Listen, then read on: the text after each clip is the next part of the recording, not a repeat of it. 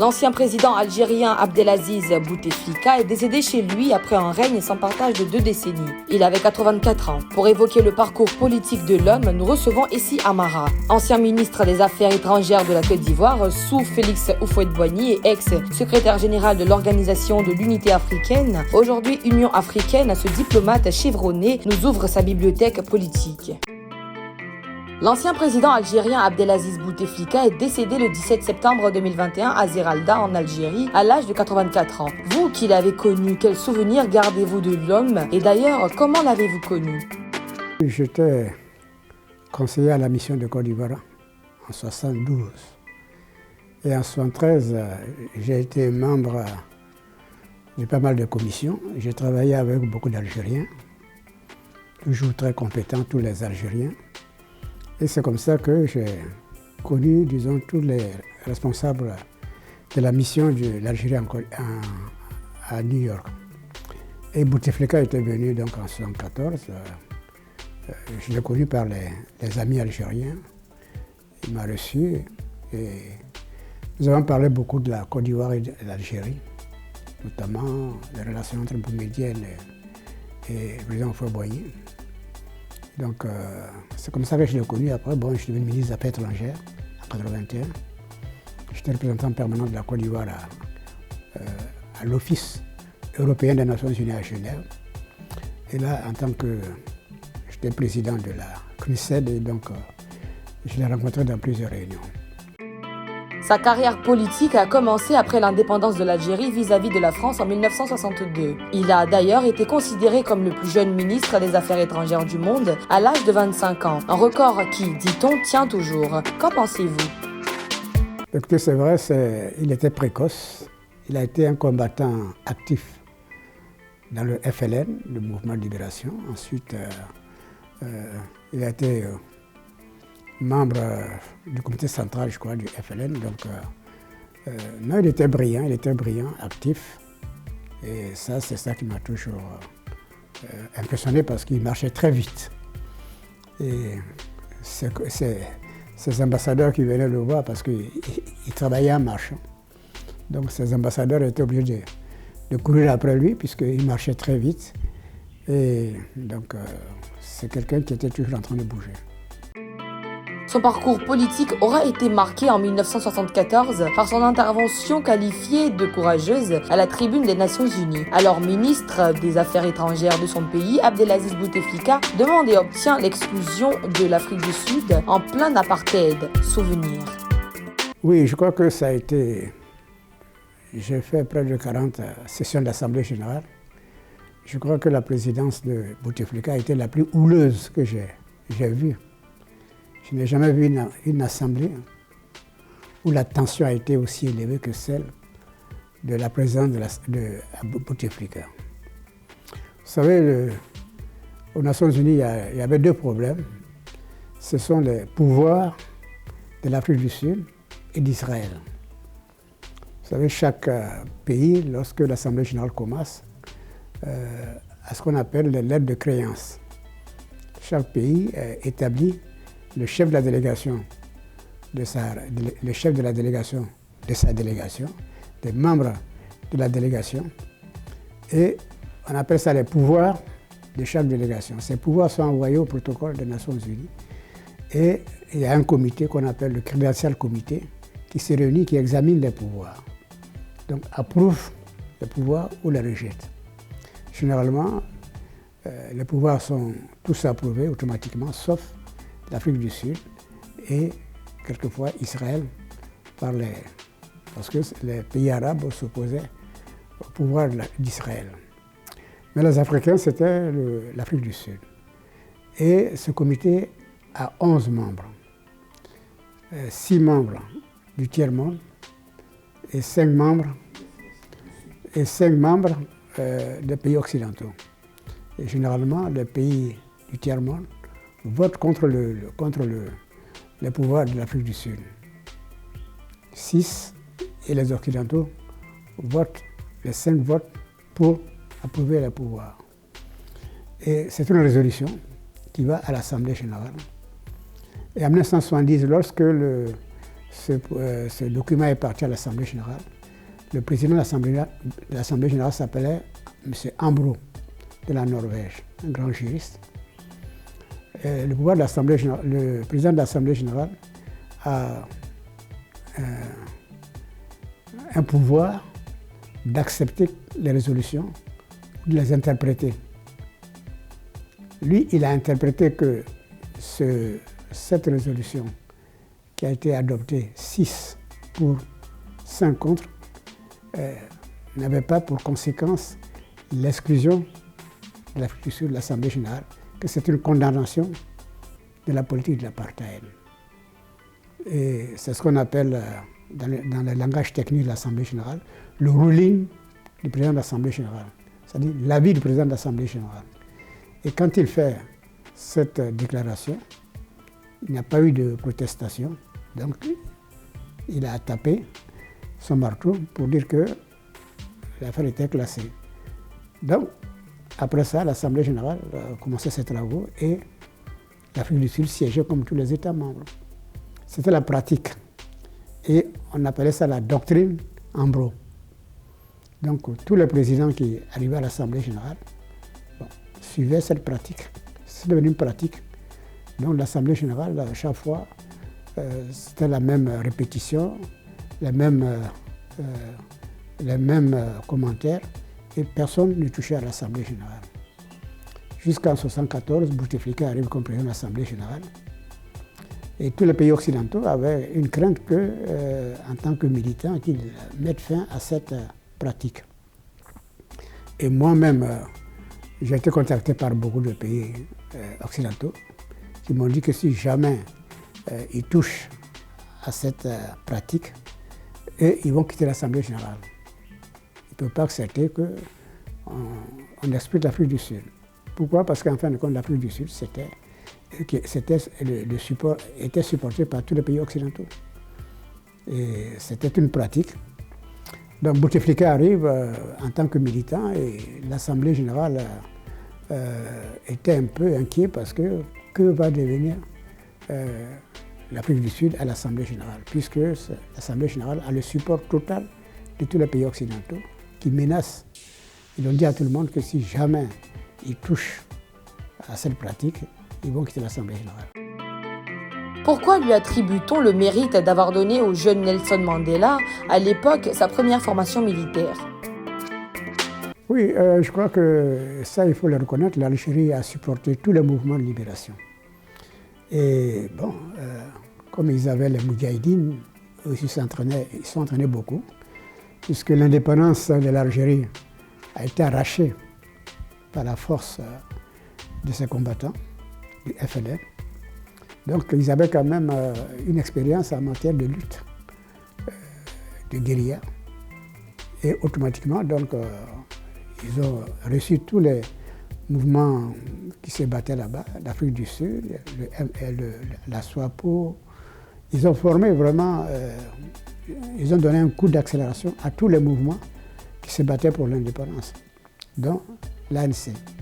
Et tous les militants, tous les responsables de l'ANC avaient des passeports algériens. Et donc Mandela, comme Sam Joma, comme même, comment il s'appelle, Charles Taylor, tous étaient là-bas dans des cas d'entraînement. Chassé du pouvoir en 2019, après 20 ans à la tête de l'Algérie, son décès, il faut le dire, a suscité des réactions embarrassées des autorités et mitigées auprès de la population algérienne. Pourquoi selon vous? Dans le Coran, quand on prie, il y a une exhortation, on demande Dieu, donne-nous toujours une bonne fin. Je crois que sa seule erreur, c'est n'avoir pas compris qu'il était temps de partir. Moi, je le connais, je l'ai vu à 7 ans. Et je le considère un peu comme un ami parce que j'ai fait beaucoup de conférences à Alger. J'ai fait une conférence où il y avait près de, je crois, il y avait près de 600 personnes à Alger. Et donc, j'ai relaté un peu, disons, le rôle de l'Algérie aux Nations Unies. Et donc, j'ai parlé également de son action en ce qui concerne cette résolution sur l'Afrique du Sud. Et savez, on dit que les yeux ne voient pas les yeux ne voient pas les paupières. Les Algériens ne connaissaient même pas ce fait d'éclat de Bouteflika. Et donc, il m'a appelé après ça pour me féliciter. On s'est embrassé. Chaque fois que en tant que ministre des Affaires étrangères, bon, j'ai eu l'occasion de faire, de porter des messages de beaucoup de présidents ivoiriens à Bouteflika. J'ai fait une mission. J'étais porteur d'un message du président Gueye à Bouteflika. J'ai été porteur d'un message du président Gbagbo à Bouteflika. J'ai été co-porteur d'un message avec le ministre Ali, qui était ministre des Affaires étrangères, le président Ouattara, pour aller voir Bouteflika. Et pendant toutes ces audiences, j'avais des audiences généralement une audience, c'est peut-être un quart d'heure, une demi-heure. Mais chaque fois que j'allais voir Bouteflika, on restait 3 heures. 3 heures parce qu'en fin de compte, bon, j'ai été président de l'Assemblée générale, j'ai été président du Conseil de sécurité et plusieurs institutions. Et donc, on avait vraiment de quoi parler. Donc, chaque fois que je le voyais, c'était 3 heures. D'ailleurs, à cause de ça, que tous les Algériens me respectaient beaucoup parce qu'ils disaient que c'est l'homme qui reste le plus longtemps avec Bouteflika, parce que même les dignitaires ne passaient pas 3 heures avec Bouteflika. Donc je peux le considérer à peu près un peu. Tout le monde m'appelait l'ami du président Bokassa. Je dis non, un président n'a pas d'amis. Non, je suis un des compagnons, pas de compagnons, je suis comment on appelle, je suis un des alliés de Bouteflika. Il a pourtant joué un rôle clé dans la guerre d'indépendance de l'Algérie dans les années 1950 et 1960. C'est vrai, il est vrai. Je crois qu'il était chef de maquis. Et c'est pour cela d'ailleurs, il est né au Maroc, comme vous savez. Et son maquis était en Algérie, au Mali.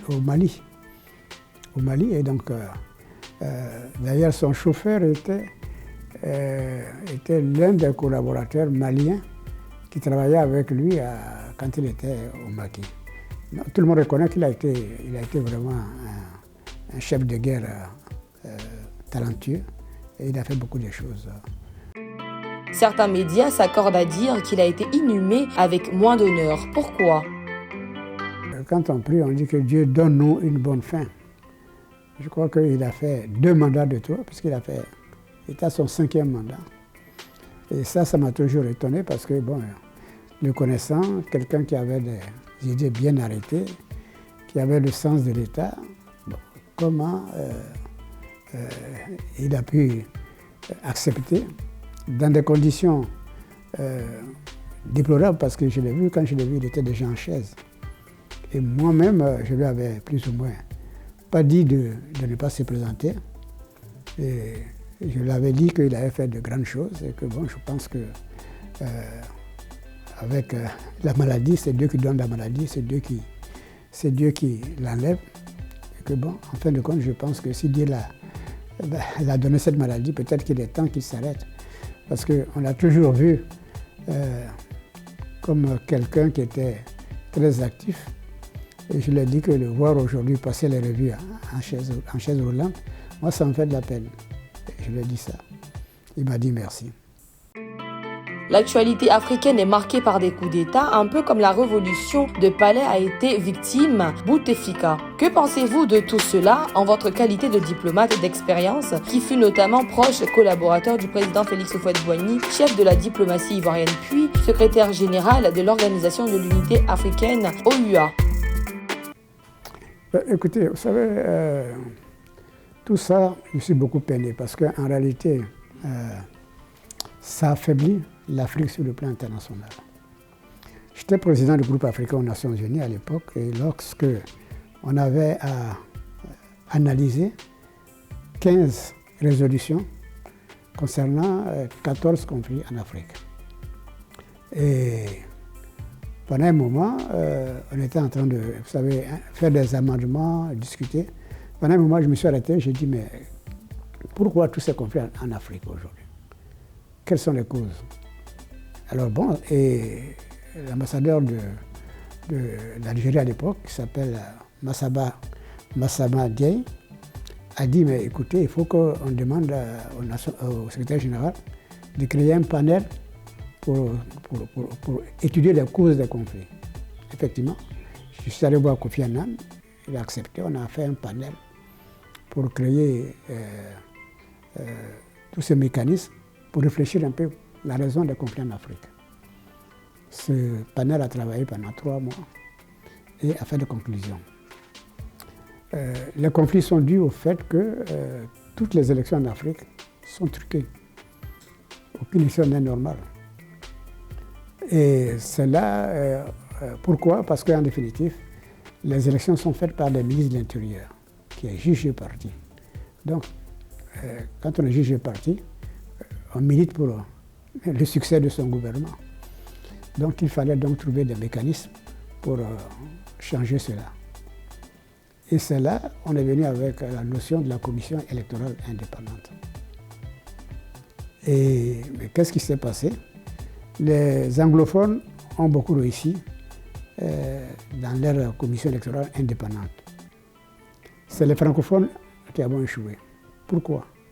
Parce qu'il y a une différence entre la colonisation britannique et française. Les Britanniques ont donné 2 éléments à leur colonie qui les a beaucoup aidés. La liberté de la presse, l'indépendance de la justice. Depuis la colonie, ça a toujours été comme ça, le Kenya et tous ces pays, le Ghana, bon, il y avait des opposants, il y avait une presse acharnée contre le gouvernement, les critiques des ministres étaient chose courante. Et le président de la Cour suprême dans ces pays, c'est une personnalité plus respectée même quelquefois que le président, parce qu'il pouvait démettre quelqu'un de l'exécutif et tout le monde le respectait.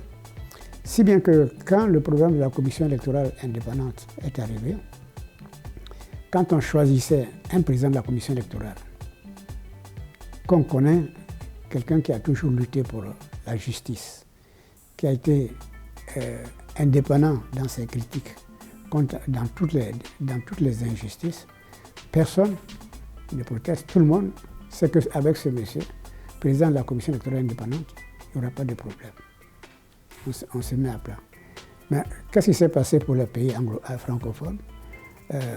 Bon, on a créé des commissions électorales qui, en fin de compte, puisqu'il y a les représentants du président de la République, il y a le ministre de la Justice, le ministre des Finances. Bon, en fin de compte, on a transformé nos commissions électorales en un ministère intérieur bis. C'est ça le problème. Donc, voici les raisons de tous ces conflits. Pour terminer, pouvez-vous dire un mot sur le décès survenu le 10 septembre 2021 à l'hôpital américain à Paris à l'âge de 78 ans de l'ancien Premier ministre ivoirien Charles Konan Banny? Je suis très peiné parce que on dit que ce sont les oiseaux du même plumage qui volent ensemble. Donc, moi, je l'ai connu étudiant. Il était à l'ESSEC à Paris. Ensuite, j'étais conseiller à notre ambassade au Brésil et il s'occupait du café cacao déjà. Donc, il était venu avec plusieurs fois au Brésil avec le ministre Savadogo, avec le directeur de la caisse à l'époque, M. Aboulaye Fadiga. Donc, vraiment, je le connais comme ami, on a beaucoup travaillé ensemble. C'est un homme qui avait des principes, il était rigueur, il avait beaucoup de rigueur dans tout ce qu'il fait, et talentueux. Il était quelquefois brut dans ses interventions, dans ses relations avec les autres. Bon, ça paye aussi. Mais en fin de compte, je crois que tout le monde peut dire qu'il est compétent. Il était compétent et donc en fin de compte, c'est une grande perte pour la Côte d'Ivoire.